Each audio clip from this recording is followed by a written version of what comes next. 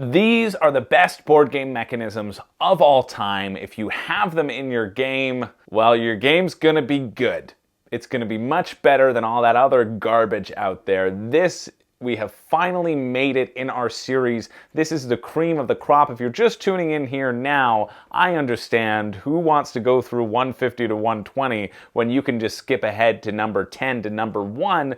But this whole series has been about both defining and ranking games. And the reason for this, I'll give you the preamble once again, is because I believe that this will make us all better consumers. There was a comment a while back by Illuminati Dorito. I'm pretty sure that was the commenter, who said, hey, I'm not a native English speaker, and so sometimes when people rattle off the different board game mechanics that are out there, it takes me a little bit to catch up. So I started this series with the attempt of just defining all the mechanics out there, and looking on Board Game Geek's list, there are 186 different board game mechanics listed, and so I whittled that list down to about 150, eliminating some that I didn't really have any experience with or had no interest in, or duplicates. There were a few different categorizations that made duplicates, and then I made the list from 150 up into number 1 with the Pub Meeple ranking system, and boy oh boy did that take forever. But it did, and it was a fun thing to really delve into and to learn at least a bit better for myself what I like in a game and why I like the games that I do. And it's been really fun to me as I've been doing this series to go through everything, including the ones that I don't like that much, and pick out the specific examples of games that other people like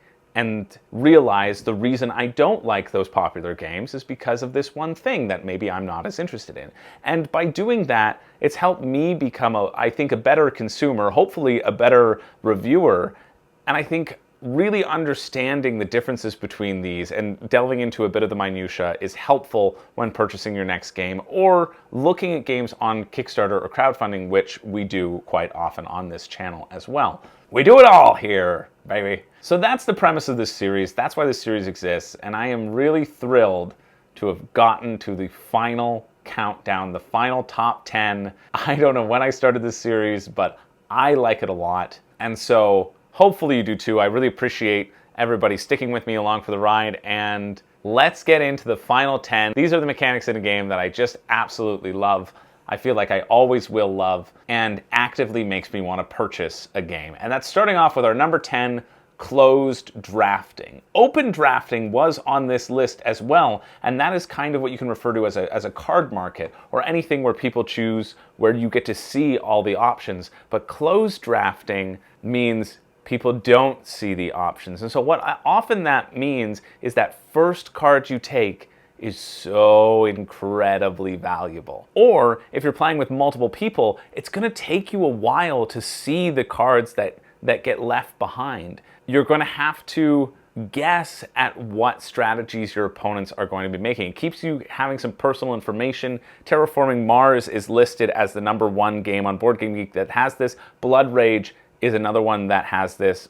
Agricola, I guess you're drafting the different occupations you can have on Mars. Seven Wonders is this as a mechanic. And that's strange because Seven Wonders hasn't lasted in my collection that much, but I think that's because for me the decisions aren't that interesting in Seven Wonders or that unique. And because it is the only part of the game, I think I don't want it to be the only part of a game, because I think the reason I do like closed drafting is how it can impact the other parts of the game and the other play of the game. There's a battle going on, and we don't know if I've drafted that super strong battle card in Blood Rage. Or my favorite example of closed drafting has to be playing Seasons at 2 players. You're basically choosing your game, you're mapping out your game before the game begins. And that first card that you pick is so important.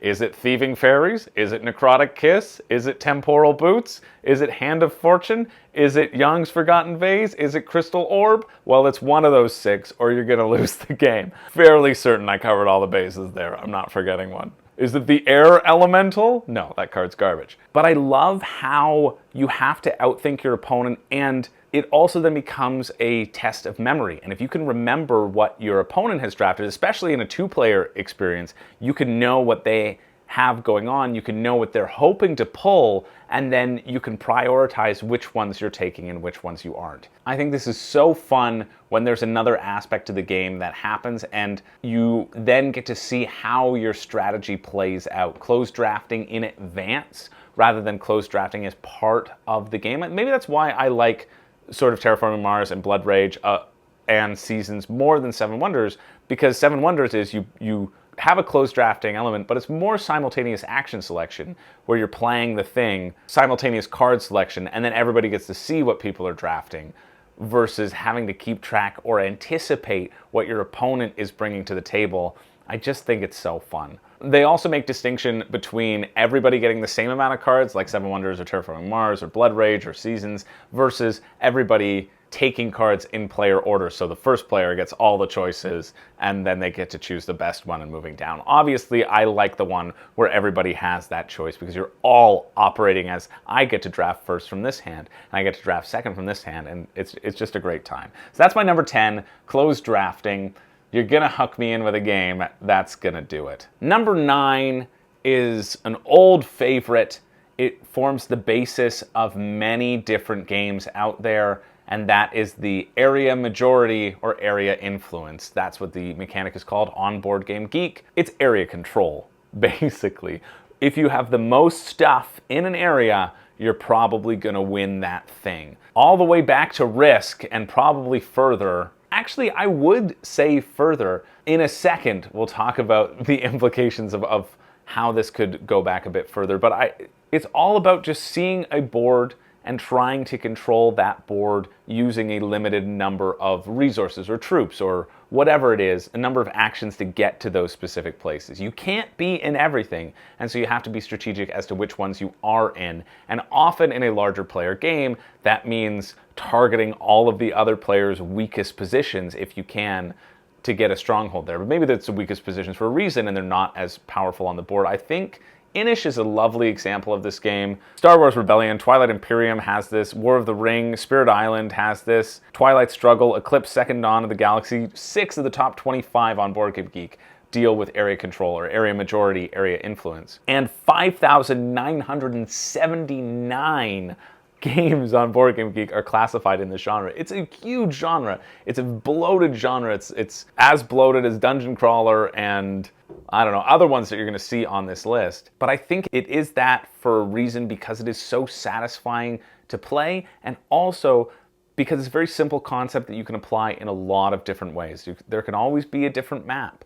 There can always be different resource choke points that you're trying to control. There can always be different points that you get by claiming those sections. Like Mission Red Planet, the points are variable. You don't know what you're going to get until you go and investigate the planet, and then you can choose if you want to send more astronauts there or try to diversify. It creates a wonderful war, and it's the type of war I like, a wonderful war, and not, you know, a horrible war. I'd say this is one of the more well-known types of board game mechanisms, and if you're new to the hobby, well, you probably have heard of this or you have at least played a game of this thing. It's been around for a long time, and it's hard for me to add anything additional that hasn't already been talked about, but I think the reason I like area majority is because it rewards planning, and it also lends itself to a free-flowing board state that creates above-the-table interaction, or what I refer to as above-the-table interaction, where you're talking about things in larger scale games of who's going to control what area and how you can work together in that way. And so things that facilitate that I like. I like feeling strategic and tactical, and I think this lends itself to this tactical area. And I actually find I am a better chess player now that I've played a whole bunch of area control genres, because it's just about controlling 64 different areas with different valued pieces, right? Trying to make sure that a player can't move in on a specific area and then control a larger portion of the board than you. And I thought that was kind of a cool thing to realize when I returned to chess after playing it in my youth and then getting really involved in the board gaming hobby, and then I have a friend who really still loves chess. And so returning to that, I felt, oh, I feel a lot better at being able to manage this board state. I still haven't studied it and I don't know all the openings, blah, blah, blah, but I felt like I was a better player and that was kind of a fun discovery. And I attribute that to area majority. Let's keep it moving. Number 8 could honestly be higher on this list because I talk about it all the time. This was the reason for my first board game purchase of a game that I didn't know after I'd played Catan when I first got into the hobby.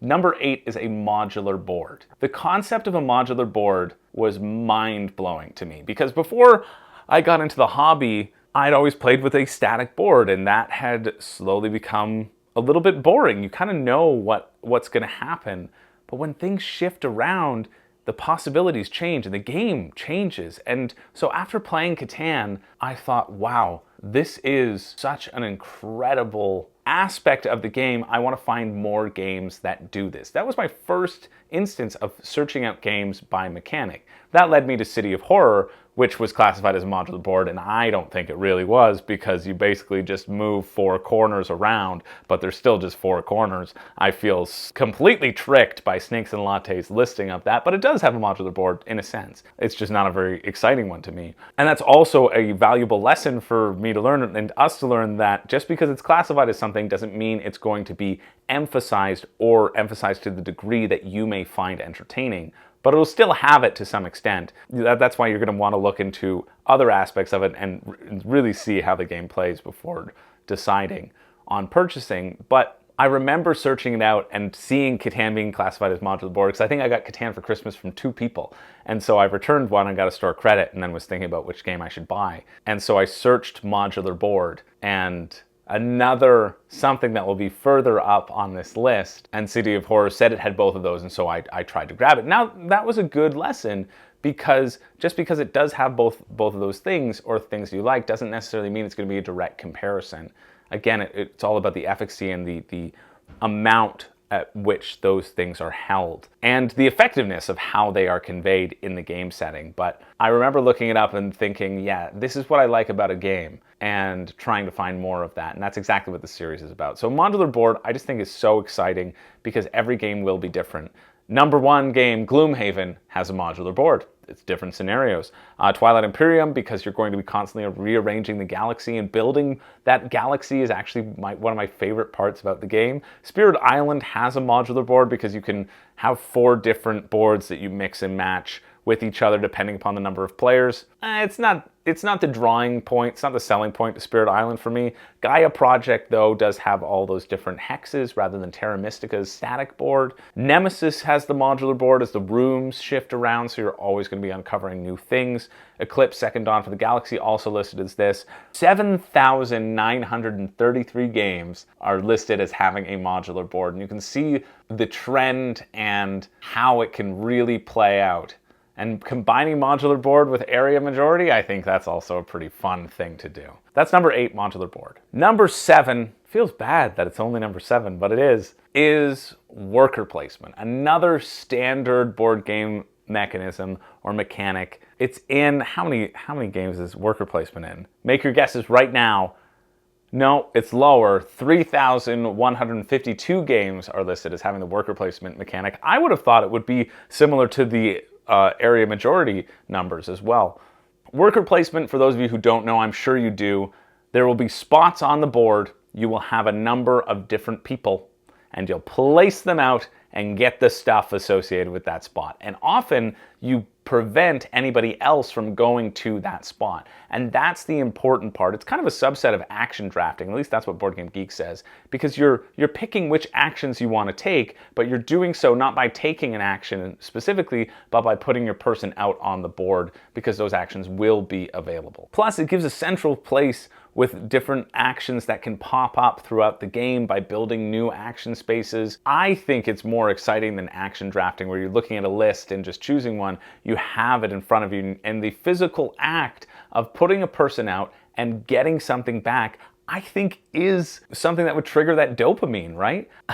I think it's really satisfying to do, and I think games that rely on this as one of their central mechanisms are always games that I will be interested in. Now, there's been a lot of iterations on this theme, and some implementations have been significantly better than others, but I still think this is just such a solid mechanism, and this might be my girlfriend's number one. I specifically look for games with worker placement because I know she enjoys it. Because it's also simple. It's simple to understand. It's simple to teach. It's great for people who are hands-on learners because they're able to just go ahead and get stuff and feel like they're building things up. I just think it's such a lovely way of being able to visualize the board and visualize the actions that are out there. And so speaking of that, I did not remove this duplicate. We've had worker placement. We've had worker placement with dice workers, but one spot up over worker placement, the only thing better than worker placement is, of course, worker placement with different worker types. I love this. Anachrony does this. That it's listed here. Viticulture does this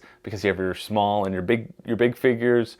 Paladins of the West Kingdom. Keyflower does this with the different colors of different worker types. Games that implement this, it just brings it to the next level because there's a hierarchy of workers. Not only is it important to put your worker out on this space, but if I put my engineer out on this space, like in Manhattan Project, I actually get a benefit from it. Or in Anachrony, if I put my scientist out here, well, it can do an additional thing because it's better at doing that thing. Anybody can go to the well and pull up a bucket of water, but if you have Well Master Jones over there going to the well, yeah, he's gonna pull up 2 buckets of water and bring them home to mama. It's always so satisfying to level up your workers and turn them into special, unique workers. That's kind of what Oak is based on. That was a recent game by Game Brewer, recent as of the time of filming. There's just so much to be said for worker placement, and the only way to make it better, and I love it so much more than worker placement, is when you do use these specialized different worker types, because it gives you an additional thing to manage and then sets it apart from that just that action drafting thing. You can optimize and be efficient, and I just find that so fun. So that brings us to our top 5. The top 5 board game mechanics according to Room and Board, which means it's according to everyone, because I am the voice of the people. And if you think differently, well, shut your mouth. The people have spoken. I don't care that you're the people and you're speaking. I don't care about what sort of time loop this will create. I've stamped it, signed it, sealed it, and delivered it to everyone else who claims they're the voice of the people. I don't care how many theme songs you have about it. It's me! No, just kidding. So my number 5 is going to be hidden roles. This is any game where you are assigned a hidden role, a hidden power that is not revealed through the game. And this isn't only social deduction games. It is most often found, I think, in social deduction games, but there are other fun implementations of it as well. Lords of Waterdeep is listed as having hidden roles because you're all given a role beforehand which tells you what your objective is, what you're going to get more points for at the end of the game. Nemesis is also listed here as hidden roles, and I don't think that's right.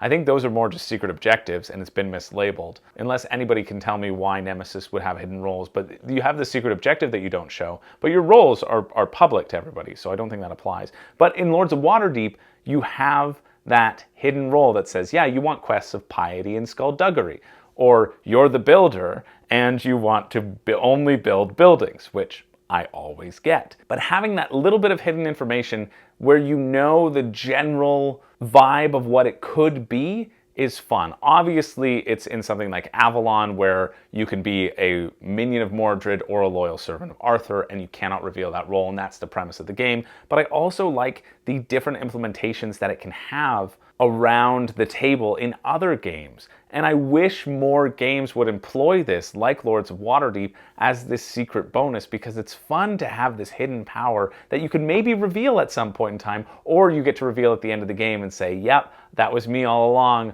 I was the person doing this thing in the night. Maybe a mix of like a traitor social deduction game where everybody closes their eyes and the traitor gets to make their move. Like they move physical pieces, kind of like a hidden movement game. That would be neat. That would be kind of a neat take. But I really do like to focus on the implementation that it does have in Lords of Waterdeep, because I think that is fun as well. So anything where there is that hidden information and you get to look around the table and pretend to be that person when you're not actually that person, I just find is a blast, because it gives people, again, it gives people kind of a touchstone to focus on. They know, okay, I am this thing, I'll do this thing.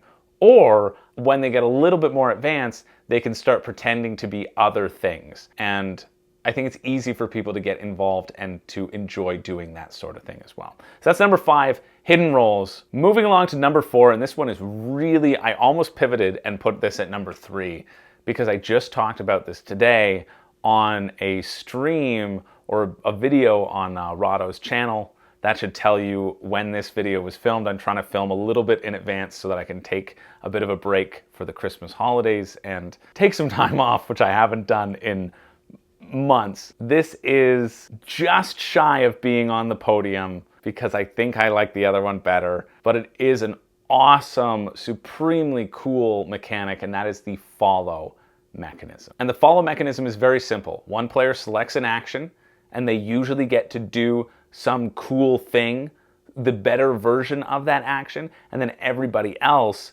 gets a worse version of that action but gets to do it. So not only are you getting a bonus or a benefit for yourself, but you're also making sure that the other people can't get that benefit, and they have to take that action at that point in time as well, which they may not have been planning for. The possibilities in this are so cool. This is what Puerto Rico does. Puerto Rico is probably my number 1 pick for this because it's the oldest implementation, at least that I can think of. I know it also, Race for the Galaxy is here, Twilight Imperium is listed, Rising Sun is also listed, Rising Sun does this, and reading the rulebook and seeing that it did this made me want to back it. This was one of the main reasons I backed Rising Sun, because of my experiences with Puerto Rico and knowing that it was a really cool thing, and the only way to make it cooler is, of course, by linking it to alliances as well. I love the follow mechanic. I love how great it feels when you predict what the other person is going to do,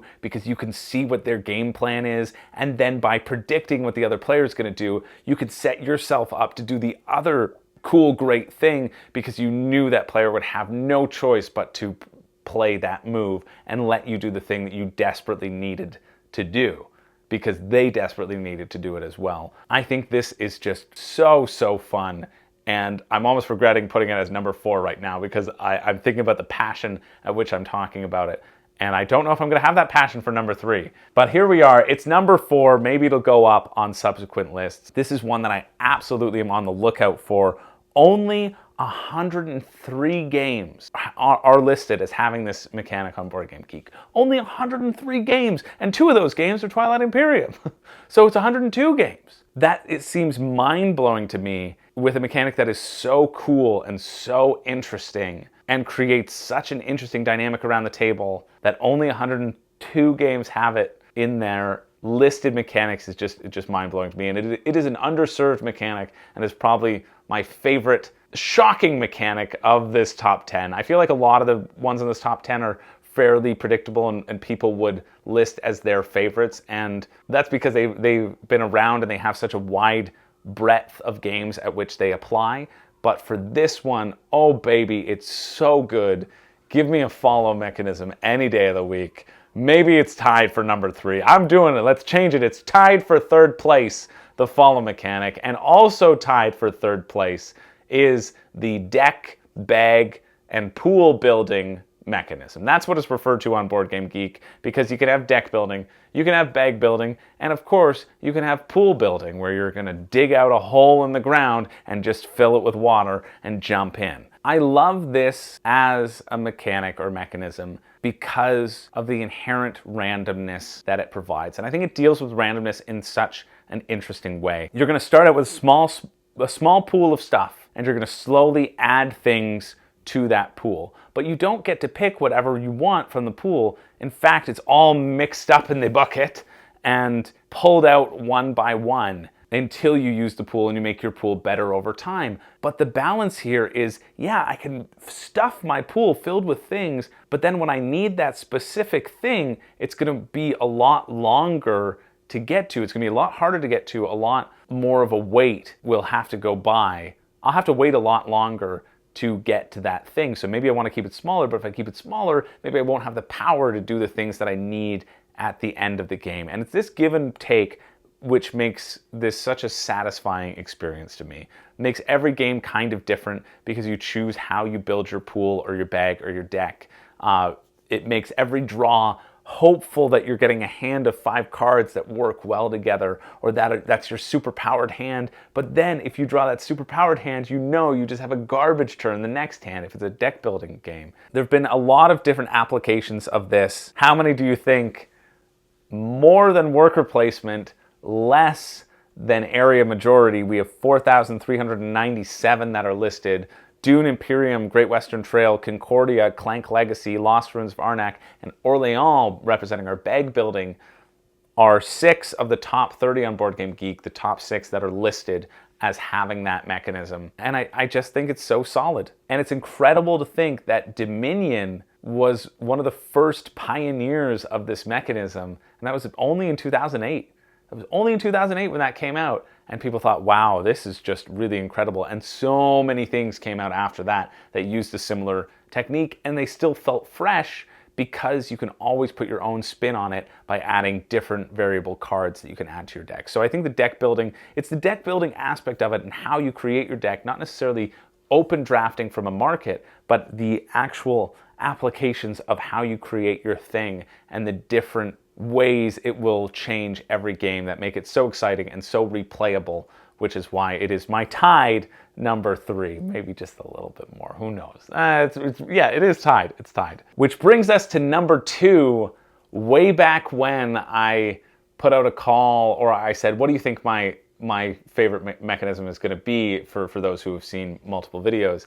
And a few people guessed this as my number 1. It is my number 2. My number 1 is different, but this is absolutely something that I love in a game, and I will do this even if it's baked into the game's mechanisms or not, and that, of course, is negotiation. Negotiation is my number 2. I love games that are primarily negotiation, where you get to wheel and deal with your friends and then throw their deals back in their faces or betray them or create alliances. Pax Pamir and Rising Sun are the top 2 listed on Board Game Geek. Then we have Cosmic Encounter, A Game of Thrones, Oath, Chronicles of Empire, and Chinatown making it into that top 6, being a pure negotiation game. Only 426 games have negotiation listed as their mechanism, but that's a lie, because you can negotiate anything. But when they're baked into the game, I think it's fun. But I like games that provide room for negotiation. This one, I suppose, isn't just about it being listed. It's about what the game brings to the table and how the game facilitates above the table interaction. I think negotiation is just above the table interaction. And if you can have a game where people have to, well, negotiate amongst each other, say, hey, if you take that spot, I'll take that spot. I like that. I like it even when it's against me, and it often is, because it provides a way for people to work together, and it is the antithesis of a multiplayer solitaire game, but it is a game that has interaction and gets people talking. And that's what I want in my games. I don't like sitting in silence. Well, sometimes I do, but I like chatting. I like chatting when we play a game. I like chatting about the game. I like chatting about what your moves are and what's going on and why you did the thing that you did. And most people don't chat with me. They let me just talk about all of my strategies out loud and then counter them, which is not a great strategy on my part, but I don't care because I like talking around the table. I play games to communicate and to have fun with people and to talk to people and create relationships with people, even if I'm about to break those relationships immediately by betraying you and stabbing you in the back. At least we made them, right? At least we had that. We had a good run, all right? We had a good run. And so having this negotiation aspect baked into the game always makes me sit up and take note. I think I'm going to have a fun time with it. Now, it's not for everyone. I think if you have people who are obstinate and won't hear you out and will just shut you down consistently, well, yeah, it can sometimes make for not a fun time. But this is the other thing that I was looking for with Catan. I thought, wow, we can negotiate and make creative deals and be creative in this structure. I love that. And then the modular board created that variability. And so City of Horror has negotiation listed as a theme. And the negotiation aspect happens, it's a zombie game, and there are 5 locations. When the zombies break through and there's too many zombies, the players choose which character they throw to the zombies. And that premise sounds really fun to me. You can say, let's throw the baby, or let's team up against this person, let's make an alliance. There'd be lots of conversation, lots of arguing around the table. But in practice, the constraints of the game make it so, yeah, the first one they may talk about things, but usually all the characters have a point value, and you go, hey, their point value is worth more. And everybody goes, yeah, all right, let's take them out. Or you say, hey, they haven't lost a person yet, and everybody goes, okay, yeah, let's kill them. So it makes it a lot less exciting for that negotiation aspect. And that was, again, a letdown on what I thought I got versus what you actually got. But yeah, that's my number 2. I like to talk, clearly, and I like when other people are talking as well. And when we're playing a game, you always know that I'm interested in making a deal. And I honor my deals too. Just so you know, just to get ahead of that, I mostly honor my deals, all right? I've often honored my deals. I definitely honor, I've honored a deal before, okay? I've honored one deal. So, Rising Sun also has that. And Rising Sun also has my number 1 mechanism of all time. This is probably why Rising Sun is one of my favorite games of all time, because it contains 3 of my top 3 board game mechanisms. What a home run that was for me. And that's what I remember thinking when I was reading through the rulebook. I was thinking, wow, everything they're saying here, I'm actively excited about. And this is no different, but this is absolutely my favorite thing in all games, all the time. And I think there's been a big boom in this mechanic. And I guess you've already seen it because of the timestamp down below. No, maybe I'll change. You haven't seen it. I'm not listing it in the timestamp. I'm keeping the mystery alive. I think this has really taken off and is almost in every game that I see now. And rightfully so, because I think a lot of people really like it. It is in 14,924 games listed as part of the mechanic. And that is variable player powers. That is my number 1 board game mechanic of all time.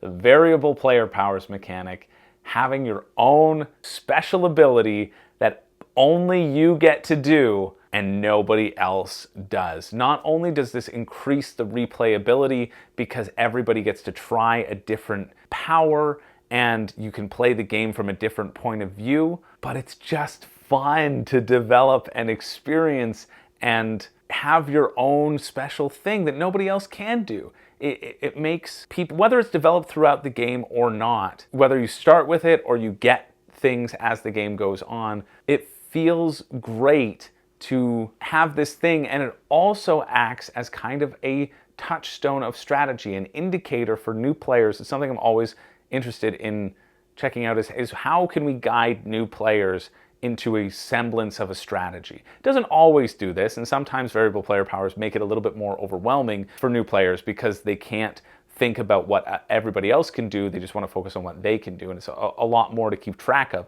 I don't think it's the best thing to hook new players in, but I think it is the best thing for variability and replayability of the game because things are constantly shifting. Like a modular board, you'll want to try all the different combinations of powers and see how it works. So stuff that's listed is Gloomhaven. All of your cards are variable player powers. You have your own customized set of moves that you can do. Everybody can move, right? Everybody can just move and attack, but the way you do that is different. Pandemic Legacy Season 1, Pandemic is such an early adopter of variable player powers where my special thing, I'm the medic. I can heal these people. And then your special thing is you can put down quarantine markers. And how do we use our powers together for the sake of the world? Arc Nova is listed as having variable player powers because there are some listed on every single map that you get, and also probably because you upgrade your powers throughout and that's going to be different, but more because your initial map board has something different than everybody else. Twilight Imperium 4th edition is there, Terraforming Mars is there, Gloomhaven Jaws of the Lions is there. 6 out of the top 7 games have variable player powers. Let's see how many in the top 100 on Board Game Geek have it. Star Wars Rebellion 8 has it. Spirit Island number 10 has it. Gaia Project 11, Dune Imperium 13, Scythe 16, Nemesis 18. There's not many times at which it jumps more than 1 or 2. 48 out of the top 100 games on BoardGameGeek have this as one of their mechanics. And I think that speaks to probably this being number 1 on a lot of people's lists. Maybe I'm just basic, but it's also something that I don't think he is considered that often as a actual mechanism, because it kind of exists as just something you have to have. It's just a given at this point. So I don't put it on the same level as area control or deck building or worker placement, right? These sort of standard things that form the basis of the game.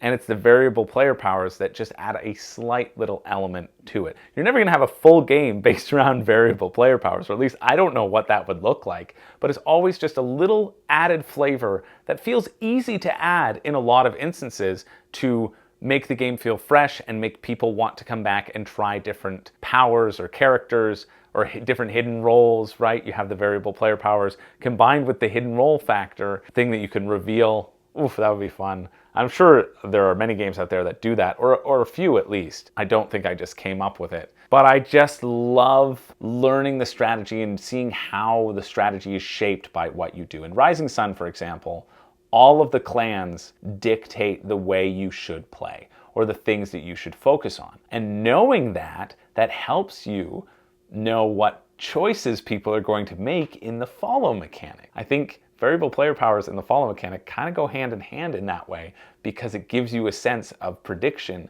and how you can predict what people are doing. And it's hard to balance. So the more game breaking they feel, the harder it is to balance, because you feel like, okay, well, one of these is going to be better than the others.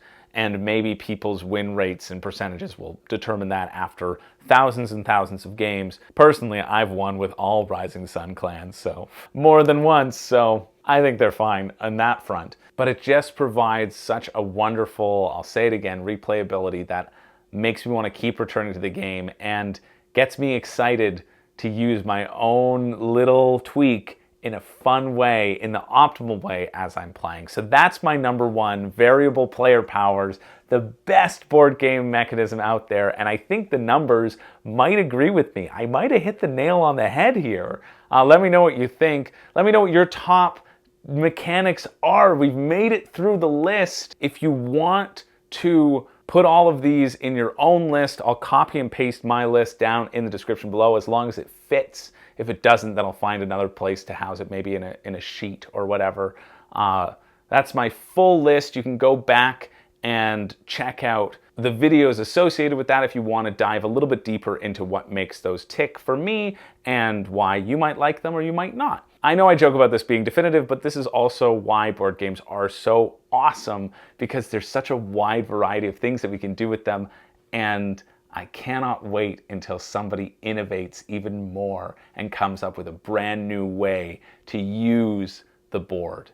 Either a combination of these mechanisms or creating their own that we haven't seen yet, like Dominion did. Something that can take the world by storm using the actual weather of where you're playing as a central mechanism to your board game. If it's raining, well, I don't know what that means, but you have to actually look outside and use the ever-changing temperature.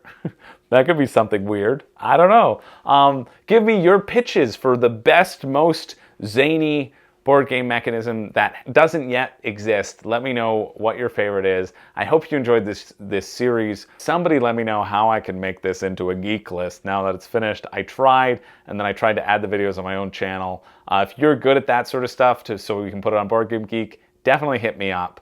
I'd appreciate it, and then we can get this out to more people, discussing the ins and outs of board games and figuring out how to make us all better consumers. Thanks everybody for watching. I love you all. This was a fun series. My name's Chris George.